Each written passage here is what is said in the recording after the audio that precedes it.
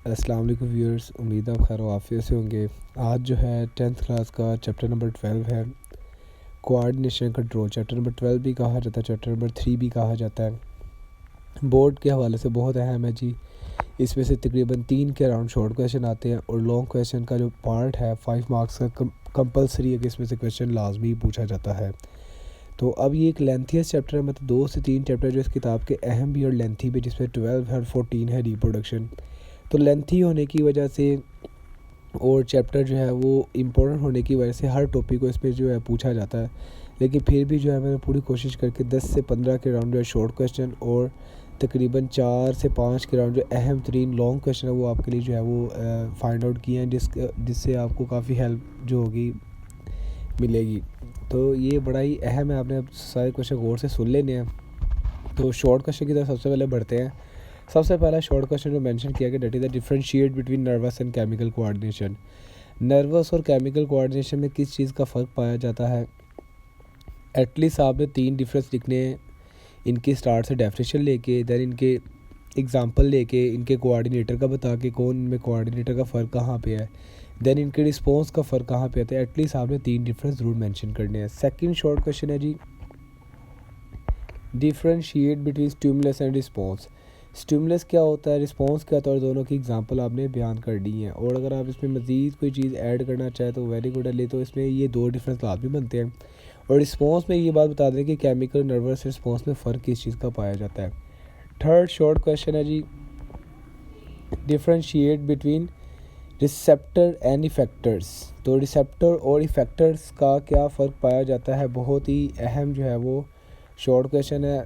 अब इसमें अगर हम देखें तो पहले 3 में से जो सबसे ज़्यादा अभी तक अहम आया वो तीसरे वाला सेकंड वाला स्टिमुलस और रिस्पॉन्स ज़्यादा अहम है। बाकी जो है ये 3 क्वेश्चन मिला के एक लॉन्ग क्वेश्चन भी बन जाता है। तो असल में जो 5 से 7 लॉन्ग क्वेश्चन इस चैप्टर में से बताए गए, उनमें से जो है तकरीबन 10 से 12 के अराउंड शॉर्ट भी बन रहे हैं। तो अगर आप खाली लॉन्ग क्वेश्चन याद करेंगे तो उन लॉन्ग क्वेश्चन को याद करने से आपके शॉर्ट क्वेश्चन भी काफ़ी हद तक क्लियर हो जाएंगे। Fourth short question, differentiate between nerve and ganglion या गैंग्लिया। नर्व क्या होती है, उसकी टाइप्स के नेम बता दीजिएगा, और गैंग्लिया क्या होता है, वीक लाइन का जो है ब्लू बॉक्स की फॉर्म है, आपकी बुक में इंफॉर्मेशन में गिवन है, वो आपने बता देना है। देन फिफ्थ शॉर्ट है जी, differentiate between sensory and motor neuron. ये न्यूरॉन लफ्ज़ अलग चीज़ है, नर्व होना अलग है। तो ज़्यादातर जो बोर्ड में क्वेश्चन पूछे गए हैं वो न्यूरॉन में से पूछे गए हैं। नर्व में से जो है मैक्सिमम केस में उसकी डेफिनेशन ही है, जो कि ज़्यादातर एमसीक्यूज़ में आई है, लेकिन कभी कभार वो शॉर्ट में भी आती है। जबकि जो न्यूरॉन है, न्यूरॉन का स्ट्रक्चर फंक्शन, वो एक बहुत ही अहमियत का हामिल क्वेश्चन है, समझने के हवाले से, मार्क्स गेनिंग के हवाले से, डायग्राम के हवाले से। तो उसमें से ये सेंसरी और मोटर का फ़र्क पूछा गया है, जो इसमें 3 फ़र्क है वो आपने बता देने हैं। फिफ्थ के बाद 6 है जी, हाउ ब्रेन इज़ प्रोटेक्टेड। एक शॉर्ट क्वेश्चन है, लीस्ट इंपॉर्टेंट है लाहौर बोर्ड के हवाले से, लेकिन डिफरेंट बोर्ड में इसको काफ़ी बार रिपीट किया गया कि ब्रेन की प्रोटेक्शन, जो कि हमारा वाइटल और अहम ऑर्गन, उसकी प्रोटेक्शन में से कौन कौन सी जो है वो पार्ट्स इन्वॉल्व हैं। मेनेंजीज हैं, सीएसएफ का क्या किरदार है, और जो क्रैनियम या स्कल बोन्स है उनका क्या किरदार है, ये आपने बतौर शॉर्ट क्वेश्चन बताना होता है। 7th शॉर्ट है जी, write a short note on mid brain.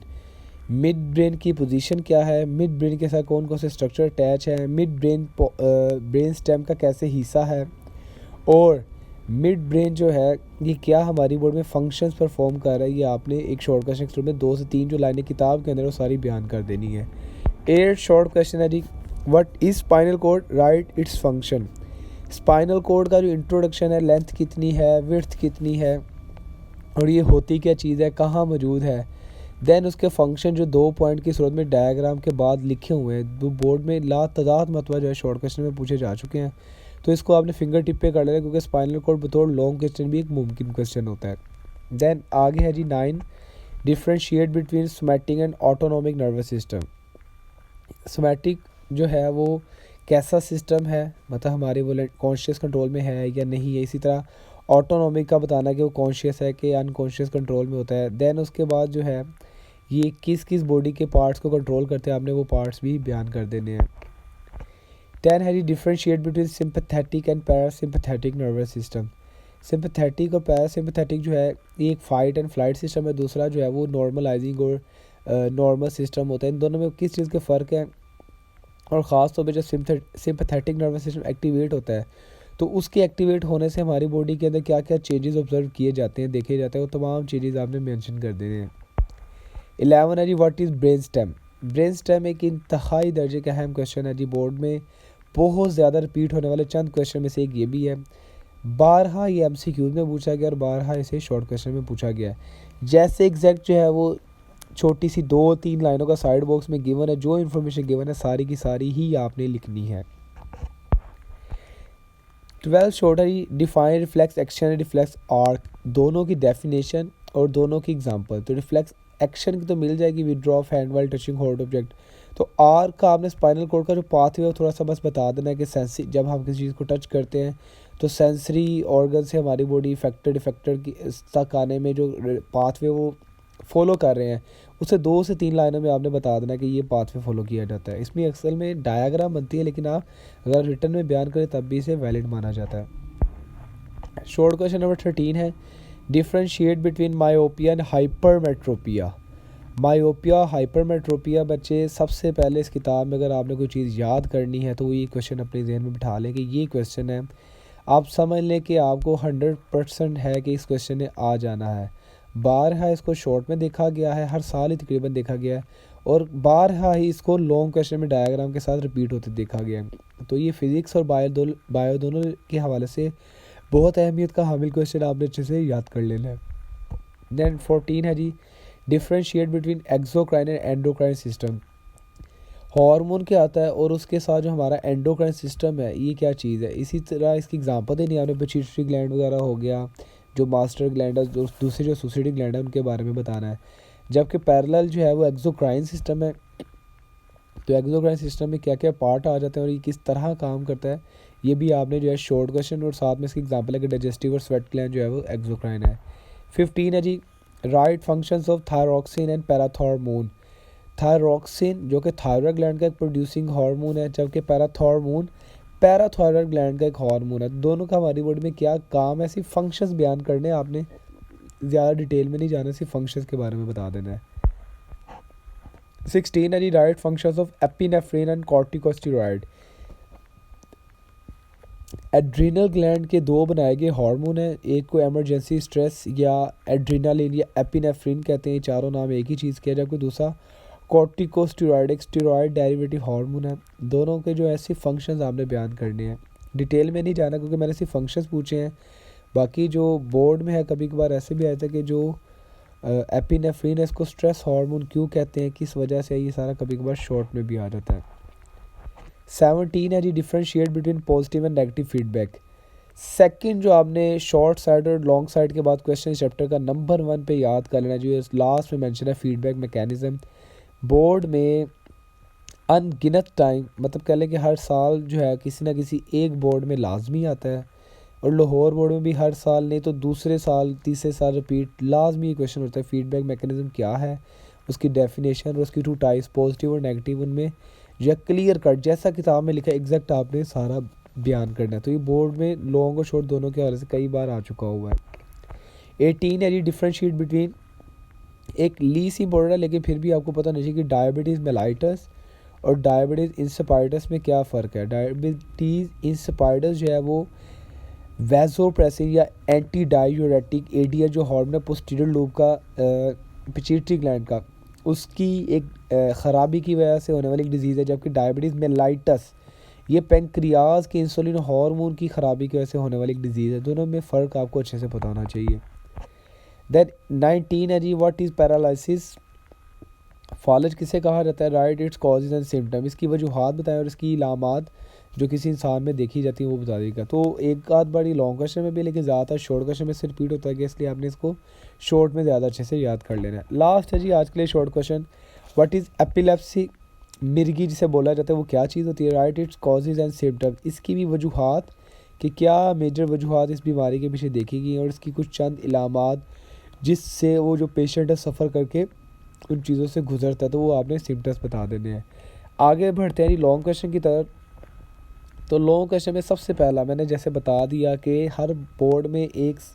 हर साल किसी ना किसी एक बोर्ड में लाजमी एक वक्त में आता है, एक वक्त में चाहे सब में आ जाए, मतलब आएगा ज़रूर क्वेश्चन ये that is describe types of feedback mechanism. Feedback mechanism की जो टाइप्स है सारी बयान करनी है, डेफिनेशन पॉजिटिव और नेगेटिव फीडबैक।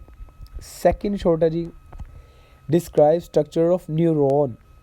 न्यूरॉन जो कि चैप्टर के स्टार्ट पे है, उसका स्ट्रक्चर, उसकी टाइप्स, साल्टेटिव न्यूरॉन, और सबसे अहम जो बच्चे अक्सर जो है वो करके ही नहीं आते, सिरे से करके ही नहीं आते, that is the structure of neuron. Draw करना आपने, जो 3 न्यूरॉन बने हैं, सेंसरी, मोटर और इंटर, आपने से मोटर जिसे मॉडल न्यूरॉन भी कहते हैं उसको अच्छे से लेबल, मार्कर और पेन का इस्तेमाल करके अच्छे से खूबसूरत अंदाज में बयान करके आना है।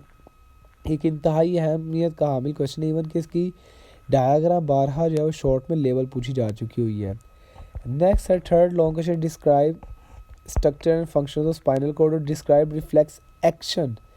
या तो स्पाइनल कॉर्ड का स्ट्रक्चर और फंक्शन पूछा जाता है या इसी से मिलता जुलता, दोनों में डायग्राम सेम है, बस थोड़ा सा डिस्क्रिप्शन का फ़र्क है, इसलिए मैंने इसको एक ही क्वेश्चन के तौर पे डील किया। उसकी एक वजह है कि स्पाइनल कॉर्ड और जो रिफ्लेक्स एक्शन है, इन दोनों क्वेश्चन को मैं शॉर्ट में पूछ चुका हूँ। तो जब आप इनके शॉर्ट करेंगे, लेट्स से स्पाइनल कॉर्ड है तो उसका स्ट्रक्चर कैसा है और उसके फंक्शन क्या है, तो फंक्शन शॉर्ट में क्लियर हो गए। स्ट्रक्चर में आप उसका जब ड्रॉ करेंगे तभी आपको उस ड्रॉ किए हुए से आपने सारा बयान कर देना है कि इसका dorsal root, ventral root, then उसका बटरफ्लाई, इनर, आउटर रीजन, सारा आप बयान कर सकते हैं। इसके लिए आप यूट्यूब पे मैं ऑलरेडी इसका स्ट्रक्चर के ऊपर वीडियो अपलोड कर चुका हूँ, वहाँ से भी हेल्प ले सकते हैं। देन रिफ्लेक्स एक्शन में भी सेम डायग्राम बनेगी, सेम मेथडोलॉजी होगी, बस इसमें क्या है 3 से 4 डेफिनेशन ऐड होगी कि इनवॉलंटरी एक्शन क्या होता है, रिफ्लेक्स एक्शन क्या होता है, रिफ्लेक्स आर्क क्या होता है। इन 3 डेफिनेशन के बाद डायरेक्ट जो है रिफ्लेक्स एक्शन और आर्क की एग्जांपल और स्पाइनल कॉर्ड वाली ही डायग्राम बनेगी, तो इसलिए बतौर एक ही क्वेश्चन के तौर पे डील होगा। देन फोर्थ लॉन्ग क्वेश्चन जी, describe the components of coordinated action. जो कोऑर्डिनेटेड एक्शन है उसके कंपोनेंट 5 होते हैं, सीक्वेंस में लिखना है जी।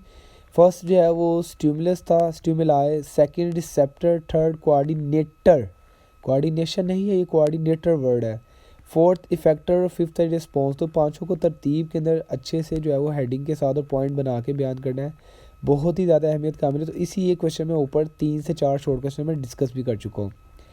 देन आगे बढ़ते हैं जी, लास्ट लॉन्ग क्वेश्चन है जी, डिस्क्राइब पिट्यूटरी ग्लैंड, एंटीरियर और पोस्टीरियर लूप। पिट्यूटरी ग्लैंड एक अहम क्वेश्चन है, लेकिन बोर्ड में ज़्यादातर इसका पोस्टीरियर लूप पूछा गया है, लेकिन ओवरऑल कभी भी डिटेल में कंप्लीट पिट्यूटरी ग्लैंड को नहीं पूछा गया।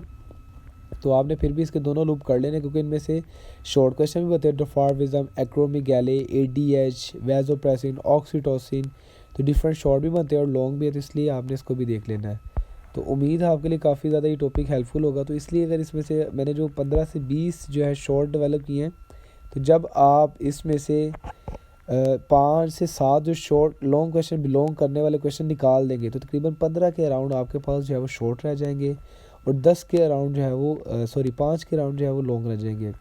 जिससे क्या होगा, ये आपका चैप्टर आपको याद करने में, समझने में आसानी हो जाएगी, जो कि काफ़ी लेंथी, मुश्किल और जो है वो काफ़ी डिफ़िकल्ट टाइप का चैप्टर है। उम्मीद है आपको समझ आएगा। अपना